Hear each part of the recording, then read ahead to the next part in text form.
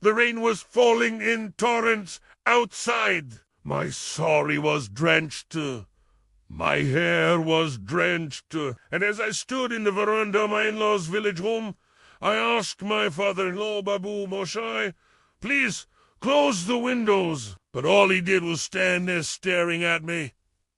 It was one of those rare summer rains. The air was thick with petrichor, and as the water cascaded down the window panes, it created 1,000 tiny rivulets that traced paths on the floor. As I stood there waiting, my sari, which had been pristine white just moments ago, turned translucent, revealing the black cotton underneath. The rhythmic drumming of the rain against the glass panes was a soothing melody that competed with the distant rumble of thunder. It was a symphony of nature that somehow made the stuffy atmosphere of the veranda bearable. And then Babu Moshai finally moved, but not to close the windows. He came over to help me close the taps in the bathroom. And just as I reached out to turn off the water, my foot slipped on the wet tiles and I lost my balance. If it hadn't been for Babu Moshai's quick reaction, I would have hit the floor. But now we were uncomfortably close to each other, and I could feel my cheeks burning under his gaze. His hand was still holding my arm, and for a moment neither of us moved. The only sound was the rain. Then Babu Moshai quickly let go of my arm and turned away, muttering something about wet floors. I thanked him and hurried out of the bathroom. I hadn't expected my mother-in-law to be back so soon from her sister's house, but there she was, standing in the doorway with an anxious expression on her face. "What happened? Why didn't you close the windows? That rain is not letting up at all," she said, rushing towards me. But I was lost in thoughts, replaying the events of the last few minutes over and over in my head. "Priya, we need to leave. There's some urgent work in the village, and your husband will have to come with me," my mother-in-law said, pulling me out of my thoughts. My husband, Tota, was sprawled on the sofa watching TV, a half-eaten plate of snacks beside him. "Tutu, Moshi, we have to go to the village," my mother-in-law said. But he pretended not to hear her. He kept his eyes glued to the TV screen as he mindlessly munched on his snacks. "Tota, why don't you go with your father?" I asked, hoping he would understand that our presence was required. But he merely shrugged and continued watching TV. "Oh, he'll come," my mother-in-law said dismissively, shooting a sharp look at two. "You go with your father-in-law Beta. We'll leave after a bit," she told me, and I nodded, feeling a sense of relief. Maybe this unexpected trip to the village would be a nice change of pace. I would get to spend some time alone without my husband's constant bickering. I went upstairs to change into something more comfortable.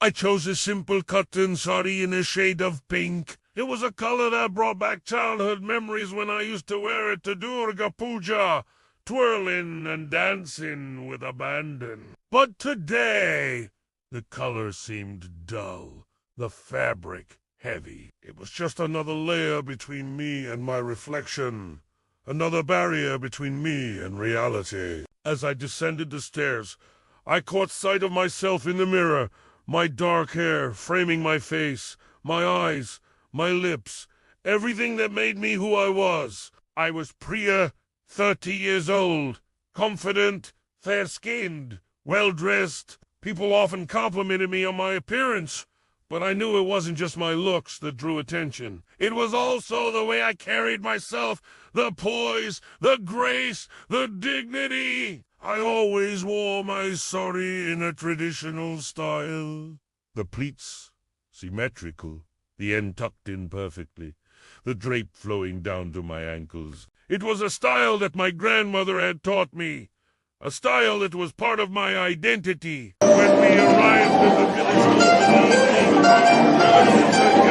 hall, the men were sitting on one side, deep in conversation, while the women were seated on the other. engaged in their own chatter. I could hear their voices, but their words were lost to me. I was acutely aware of every eye on me, every whisper about me, but I bore it all with a smile, knowing that it was just a matter of time before I could escape back to the quiet solitude of my own home. Soon enough, it was dinner time. We all sat down on the floor around a low table. My father-in-law had a tumbler of homemade wine in his hand. My mother-in-law was serving food to everyone, her hands moving deftly. "Priya, sit here next to me," she said, patting the space beside her. I settled down, feeling the weight of her presence, her eyes scanning me, taking in every detail. I could sense her unspoken questions, her unspoken expectations. After dinner, as the men moved to the courtyard to share drinks, my mother-in-law retired to her room, ostensibly to rest. But I knew she needed a break from all the activity. I stayed with her for a while, talking about mundane things, the weather, the crops, the upcoming festival. But my mind was elsewhere. I was thinking about Toto, wondering what he was doing.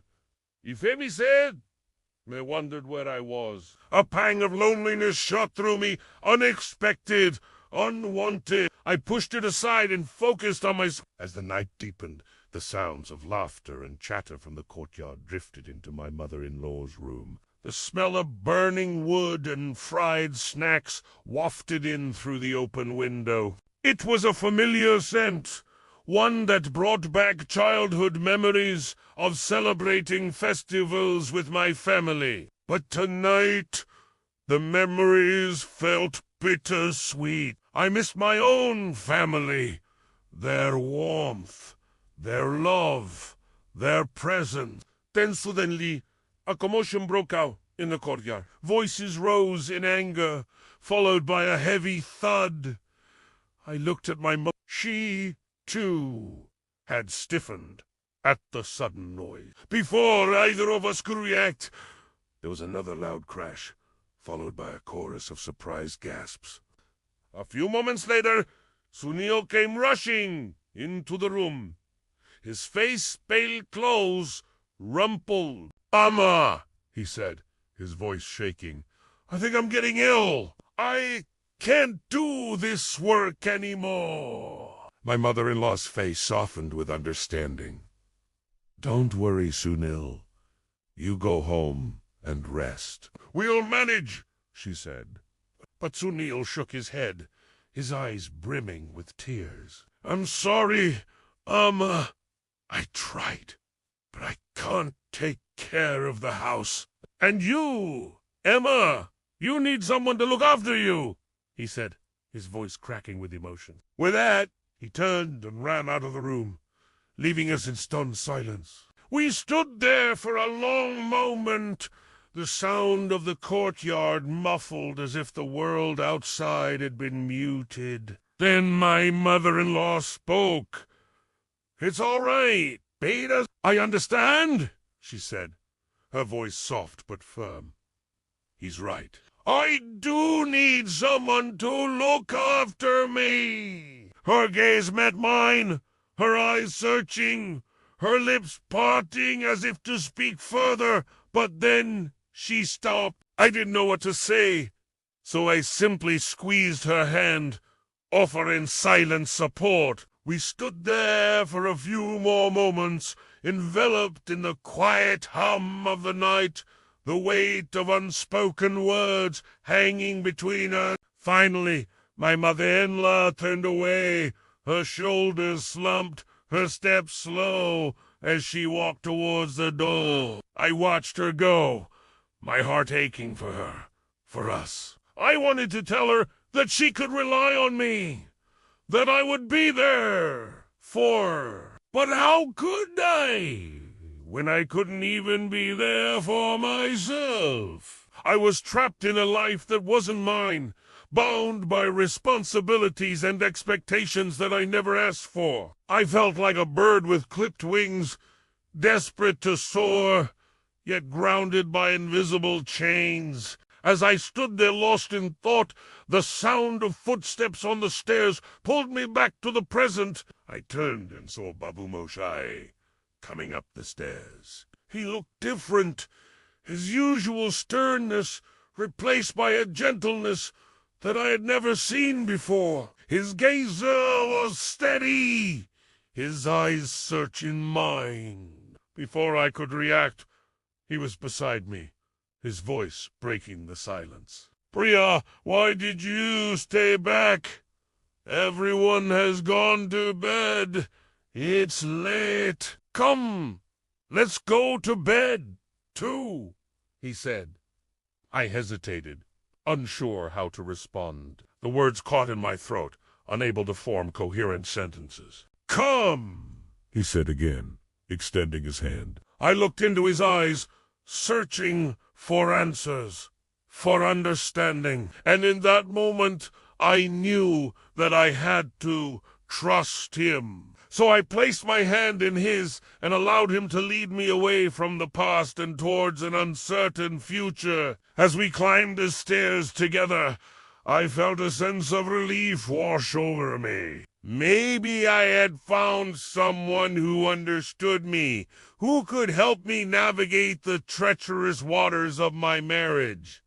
But little did I know that this was just the beginning. Our story was far from over. And with that, episode 27 comes to an end. Stay tuned for more updates.